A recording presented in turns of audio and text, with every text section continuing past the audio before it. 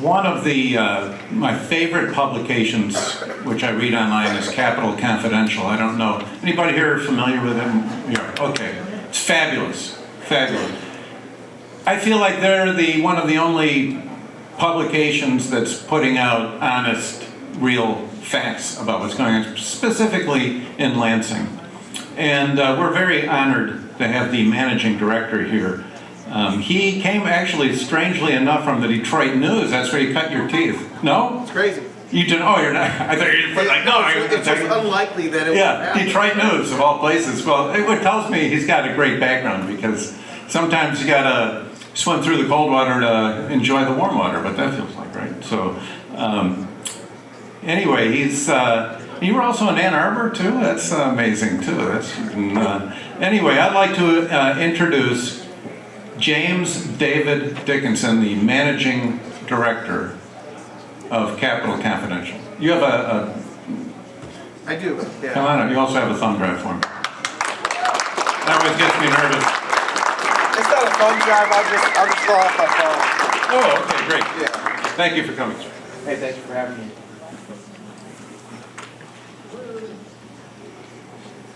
Well, good evening. Thank you all for coming out so much. Thank you, Matt, for having me. It's really cool to be here. And so, the topic of my talk today is Detroit should win the post-pandemic. But here's why it won't. You guys remember the COVID-19 pandemic? It was just a few years ago. It just ended. Just ended. Officially, this month, actually. And do you guys remember when ventilators were the big thing? Oh, yeah. And Trump wanted to make America the king of ventilators. And do you remember thinking at the time that I'd really rather have this ventilator made by my neighbors than by people a world away in China, where coincidentally the virus came from? Remember thinking that? Yeah, so I thought that too, and I just thought it was strange how things have gone ever since. So let's talk a little bit about that. So Detroit is the king of ventilators, right?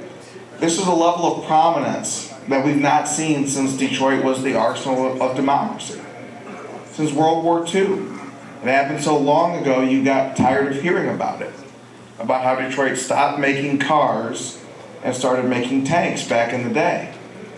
But this was a modern version of it, and it seemed like it was going to be the start of something bigger, right? Where Detroit wouldn't just be a punchline for the rest of the world, it would actually be something that helped dig us out at a hard time. And if ever there was a time that we were going to bring back manufacturing from China to Detroit, it was going to be right now. It was going to be after being the king of ventilators. It was going to be after we showed the world that, yeah, you actually do want your neighbors doing these things as opposed to other people. Why hasn't that happened all these years later? Have you heard anyone in official Michigan, in Ford, GM, the legislature, Governor Whitmer, have you heard anyone express an intention to make Detroit the king of manufacturing again? No. That's strange, right? It seems like it's something that would have happened right after you were the king of ventilators, right after America got to see that it actually was worth paying your neighbors to do certain things. So the question I'm going to focus on today is, will Detroit be essential to America's future, or will it be useless? And unfortunately, the early results are not looking good. So as we start, let's consider this quote from World Economic Forum Annual Meeting 2020. This guy is one of the top advisors there. Yuval Noah Harari is his name. Yuval Noah Harari. And he gives, basically the kickoff speech at the last World Economic Forum annual meeting before the COVID-19 pandemic. Here's some of what he had to say. Technology might also disrupt human society and the very meaning of human life in numerous ways, ranging from the creation of a global, useless class to the rise of data colonialism and of digital dictatorships. Those who fail in the struggle against irrelevance would constitute a new useless class. People who are not useless from the standpoint of their friends and family, but useless from the viewpoint of the economic and political system. And this useless class will be separated by an ever-growing gap from an ever more powerful elite. So officially, Hariri was there to give a warning about this happening. But in actuality, that's what they were in Davos to accelerate. That's what they do. So, as you know, if you live here for the past century, people in Michigan have made their money building automobiles. This has funded homes, second homes, college educations, weddings, everything you name it. Probably a lot of people in this room have benefited from it. There basically wouldn't be black people in the state of Michigan but for the auto industry. And a century after Henry Ford birthed that golden goose, we're in danger of losing it. There will always be some amount of people who manufacture things in Southeast Michigan. There's still a little bit of a logging industry in Michigan. But Michigan used to be a logging place, and now it no longer is. It used to be the king of manufacturing, and it no longer is. And if we keep going down the current road, it'll just be some place that the world used to know. So, did anyone think it was strange when last year they announced that Detroit, the king of manufacturing, was going to partner up with the World Economic Forum, a Swiss nonprofit that doesn't manufacture anything except white papers, for a center for advanced manufacturing? And they were going to do this in Troy. Yep. At Automation Alley. We've been driving past the signs that say Automation Alley for 2 decades now. But it was a Swiss nonprofit that's going to save us. And this partnership was going to come at the cost of $6 million of your dollars. Oakland County dollars. $3 million from Oakland County, another $3 million from the state of Michigan, and we later learned what that was, right? So, I dig deep into the documents for a story at Capitol Confidential. Turns out that what we get for the $6 million is you get a ticket to the annual meeting in Davos. Okay, so good enough, right? Like, Gretchen Whitmer gets to go to Davos. They didn't want to talk about it during the campaign because they didn't know she would still be governor. But she was, and she won, and so she's the one who gets to go to Davos, and that's fine. If all it was a queen maker, right? The assertion that Governor Gretchen Whitmer was going to be this important person on the national scale and even internationally, I think we could all see that for the politics it is and not take it too seriously. I think the actual problem with this partnership is they really meant it. They're actually serious. So, other headlines that should have triggered you that this is a weird time in Michigan.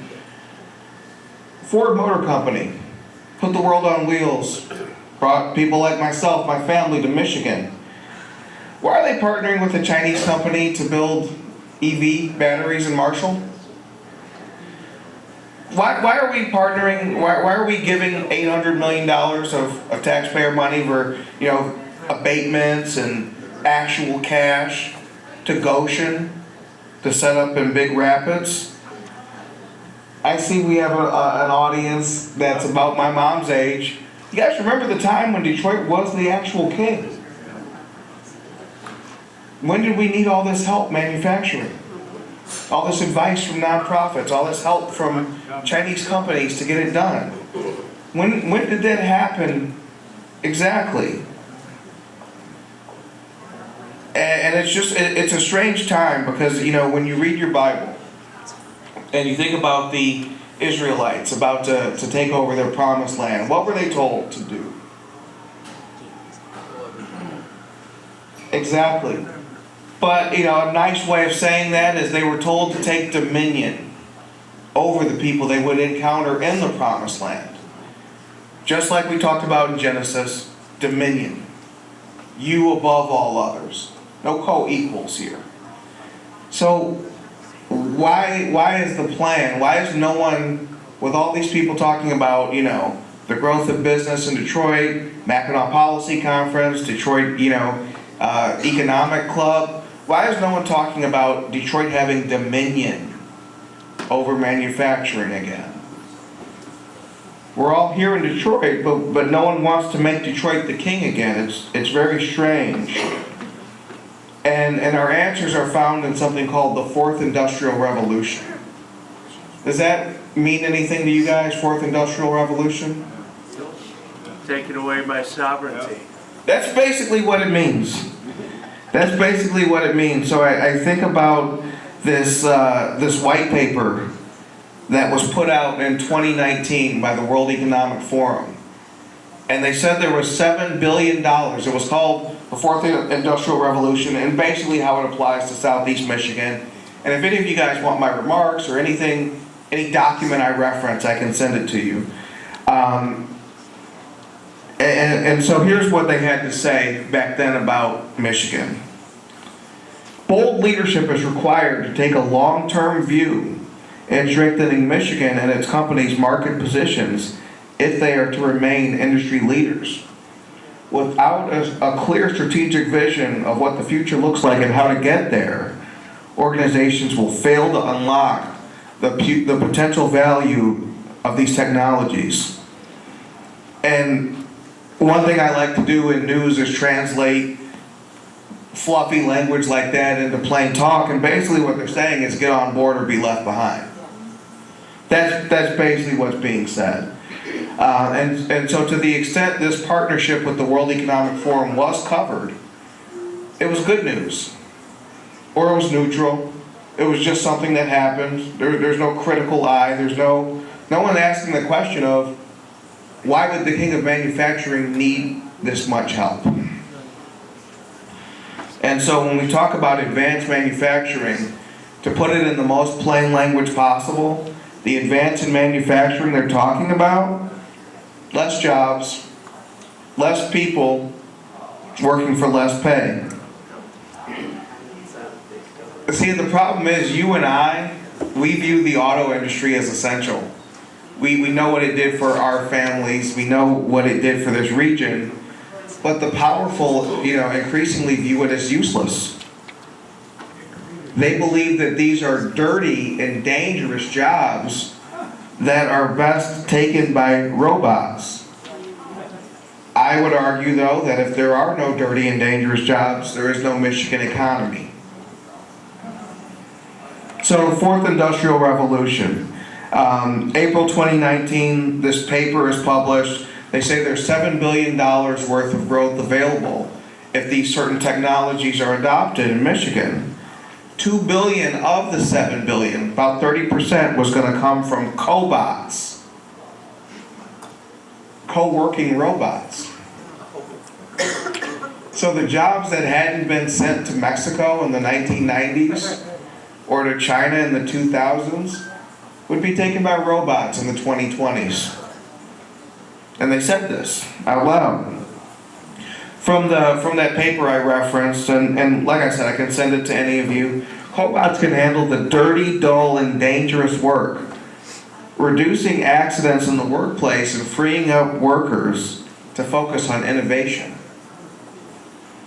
Any of you guys ever work manual labor?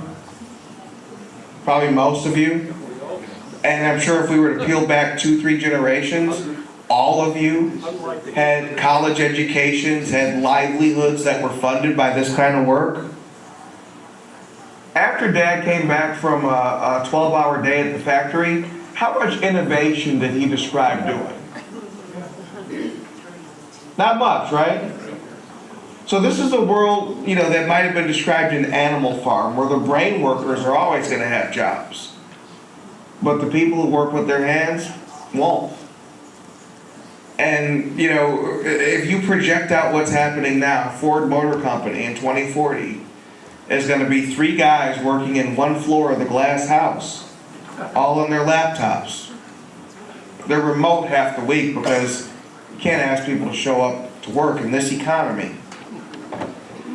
And that's what we've signed up for. And I think the commonality I would point to you, the problem I would point to you is that, you know, you can talk about the ESG thing and it certainly is a problem. But here's where it began, and it began decades ago. You know when Ford Motor Company started? It started about a century ago, right? You know when they started selling stock in New York? 1956. That's almost a decade after Henry Ford died. Now, why wouldn't Henry Ford want to sell stock? Why wouldn't he want to be a public company? Because when you're an innovator, you want to run your company your way. It's the same reason Elon Musk took Twitter private. Because you don't want to be encumbered by ESG or the original version, which is Wall Street pressure. Okay? And so when the family, okay, so you lose your innovator and you're left with managers at that point. Mere managers. And these mere managers, the inheritors, they decide we need to go get the bag. What form does that bag take? Let's go public. Let's go public. You know, how else are we going to afford $60,000 worth of flowers, you know, per month? You know, the kind of things you learn when there's divorces in the auto. How else are we going to afford this? We need constantly bigger bags, and they can't be found by the normal consumer market. We need the help of Wall Street. And so I think back to that 2019 report by the World Economic Forum, and here's the money quote because they actually predicted what happened 3 years later. Through the creation of a new advanced manufacturing platform hosted by Automation Alley and connected globally through the World Economic Forum, Michigan has the opportunity to separate itself from the pack as the global leader for advanced manufacturing and ensure the state is prepared for the rapid innovations transforming its industries. The thing you need to understand when you hear words like that is that when we give up on a Detroit that works, when we give up on a Detroit that builds things for the rest of the world to later buy and consume, we've given up on a strong America. We live in America where China makes your antibiotics. China sets almost every price that is important to your life. You know, we used to say, you know, who cares who won the Super Bowl? What does that have to do with the price of tea in China? That was from very long ago. And if you think China is any less important than it was in that moment, no. Then I think about things like the opium wars against China. You know, for centuries, since before America was a country, the idea that this massively populated place, China, would be just the model market for the world has been enticing to Western leaders. And so before there even was an America, the Crown would load up opioids on their normal manufacturers and send them to China. Because China didn't actually want to buy anything else. But they would buy some of those other things if it allowed them access to the opioids. And in 1840, you have quotes of them saying, you know, we'd love to buy more of your stuff if you could please stop sending so much opioids. I'm sure no one around then ever imagined that 200 years later we'd be on the wrong side of that very same opium war. We're fighting the third opium war right now, and I'm sad to report that we're losing.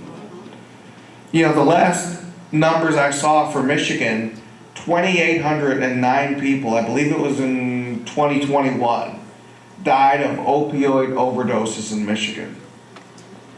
You know how many people die in car crashes in Michigan? less than 1,000, and everyone drives. And probably no one in this room does opioids. But 3 times the deaths. That's how devastating it is. And we send similar statements. We'd love to do more business with you. If you could please stop sending so many opioids over, right? And so, in a sense, we're reaping the wind and inheriting the whirlwind, but here's our real problem, is that a lot of the rot started with people who we call neighbors and we elect as leaders. So I think about, Ford giving into the world in the 1950s, and when you let New York in, and when you let Wall Street in, this is what will happen. You let the world in. This has biblical roots. When you let the world into your tradition, and you're not just serving them, but you're willing to bend and even degrade yourself to serve them, bad things happen. That's why we have rainbow F-150s right now. Henry Ford could have said no. The inheritors have ESG scores. They can't say no. So, the real golden goose Henry Ford made was not the wealth he created for himself, because who really cares? That's one family and, the Dearborns and Grosse Points. Who cares? It's the college educations that were paid for in this room by the people who worked in places like that. So, when you let the world in, things get dangerous. And so you look at, if you were to search right now for Ford and ESG, or General Motors and ESG, you're going to find their whole ESG platform. They don't try to hide it. They don't try to say these are the many ways we bend over, hoping to get that positive ESG score. And the problem for you is that ESG is anti-growth. And it comes from people who are anti-human.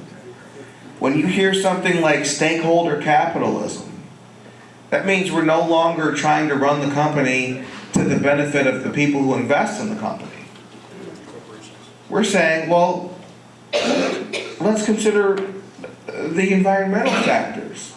So obviously, making an EV is better for the environment than making a gas engine vehicle, right? Whether or not it's true. Whether or not it's true. It's believed true by people who are powerful enough. And that's enough. And that should concern you. So whenever we talk about the move to electric vehicles, what you should hear in your head is fewer jobs. 30% fewer jobs. What you should hear is, you guys ever see those announcements that go out when there's a massive power outage in California or something like that, and they tell people, don't plug in your EVs. We're low on power right now. It sounds like they're asking when you read those things. They're actually not asking. That is a preview of your future. Today they ask. Tomorrow, you won't get power to your EV charger. Won't be your choice. So, I just need you to know what's coming, and I need you to be able to project forward based on the things that are happening now. James talked about that, You imagine life in 2084? The year that would be 100 years from when I was born, so that is important to me.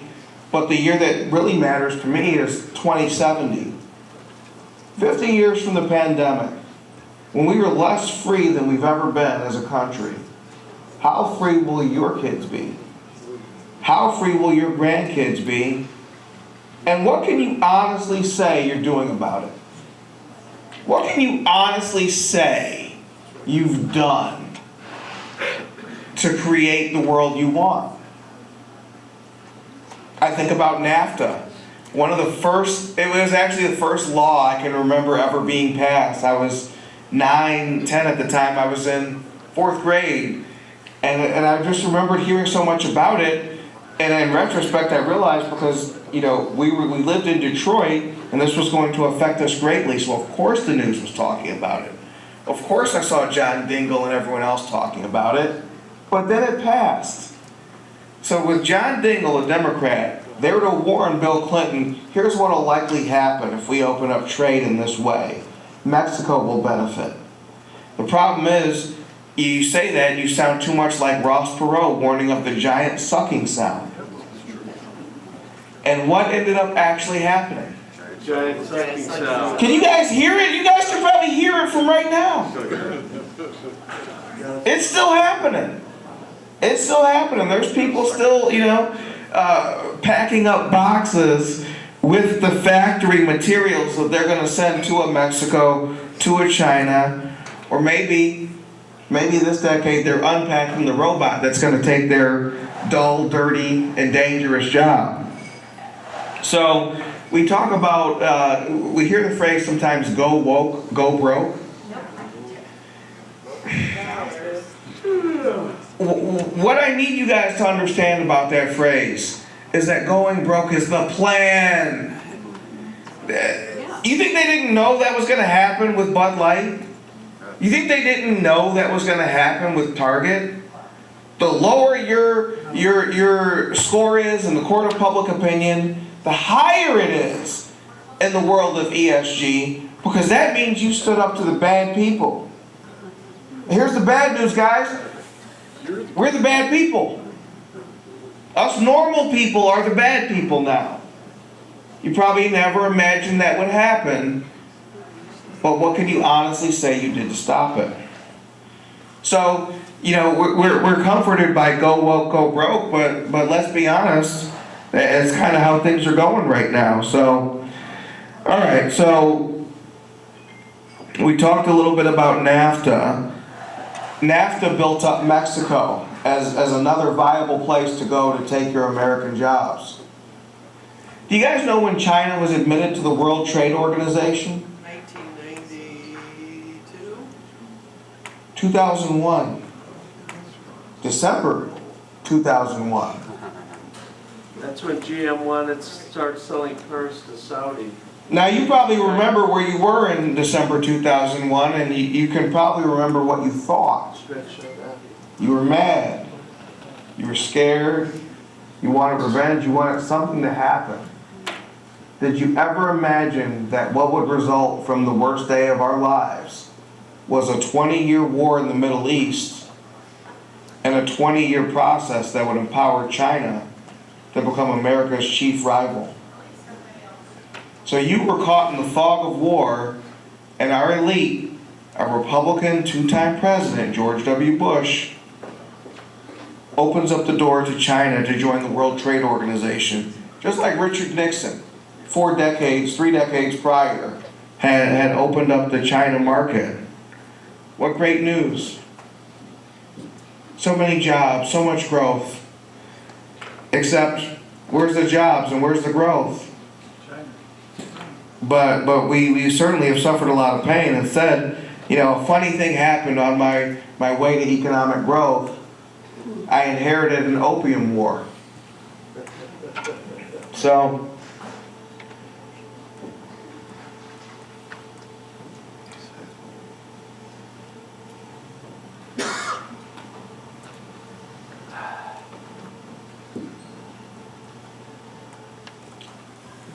I'll leave you with this. Who are you electing, and what are they doing, and how do you know? I think about 20 years ago, there's this picture and from 2001. It was Rick Johnson, who was the House Speaker of Michigan at the time. Hand on heart, taking the pledge. And he's right next to Kwame Kilpatrick. Hand on heart, taking the pledge. One white, one black, one Republican, one Democrat. It was peace in our time. And now we both know that was all fiction that we were seeing in that picture. A guy, Zach Gorshow, who was with Gongwar, tweeted that out a while ago. We know it was all fiction now. So how does a Republican House Speaker from humble Leroy, Michigan, Leroy with a capital R, it should be noted, How does a humble House Speaker from Leroy, Michigan, a Republican, one of our people, theoretically, and Kwame Kilpatrick wind up in the same federal snake pit of troubles? Rick Johnson's already pleaded guilty. He's a federal informant. It happened. I'm not going to say allegedly because he admitted to it. And Kwame Kilpatrick, from a big black guy from the biggest state or the biggest city in Michigan, how do they wind up in the same fate? Two men so different on their face. Character. Character is destiny. And one thing I would advise you all to ask is, when you come across the next Rick Johnson, what's their plan for when they're out of office? What's their plan? Imagine what someone from Leroy with the capital R, Michigan, could have done for that community, being a former House Speaker and going right back. Man, he could have made a pipeline from Leroy to Lansing and said, kids from this town will always have an opportunity because I've chosen to call in a certain amount of favors. Instead, he decided to stay in Lansing, and a lawmaker becomes a lobbyist, becomes a regulator, becomes a federal informant, pleading guilty. You guys remember 2001? So we had the bad day in September, but outside of that, I guarantee you all thought Michigan was in good hands. You could go to work, I was still in high school back then, you could go to those things and feel like good enough, right? Michigan will be fine. It's probably shocking to realize it wasn't fine, that the House Speaker and the Majority Leader both wound up in, whatever's going to happen with Rick, but certainly both pleaded guilty to federal corruption. Citizenship is not a set it and forget it endeavor. It is not a matter of if I elect a Republican, we'll be fine. John Dingell was one of the most powerful men in Congress when NAFTA passed. Didn't matter. There weren't enough of him.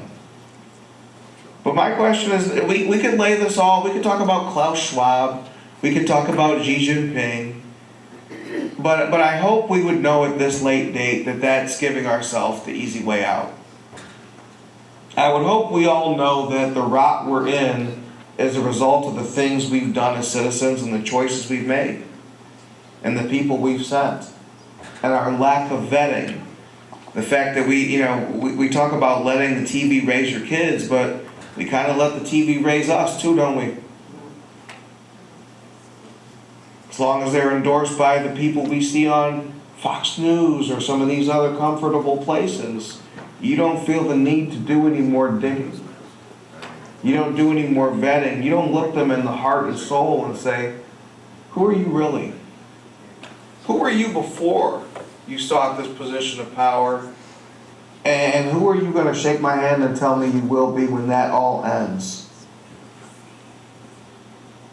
So, we can blame the world, but we have to look at ourselves. Jim Rohn said, I'm not seeing him in the room, but he's one of the good guys. He has submitted anti-ESG legislation, and Florida Governor Ron DeSantis has signed anti-ESG legislation. So, to Ward James's point, when you talk to these people, do they even know the issues we face? What are they prepared to do about the issues we face? You now know that this state and this country doesn't run itself. You now know that this cannot happen without your input, or we'll wind up in places like this. This is the world without your input. This is the world with you voting every 4 years and not every 2 years. This is the world with us being casual citizens and not invested in our futures. If it's not good enough, I advise you to do something different. At Capcom, we put out a guide to Lansing and a guide to Washington, where if you follow the steps we lay out, you can literally find out from who represents you to entering your address and finding that out if you don't know. There's no stigma if you don't know. Why would you know? You shouldn't have to know, right?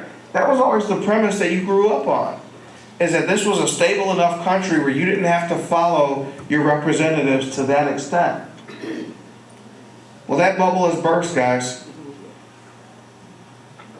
This country will not save itself. It will not become something viable. It will not ever revert back to something you can recognize without your input. So I leave you with two questions. Now what? And what now? Thank you.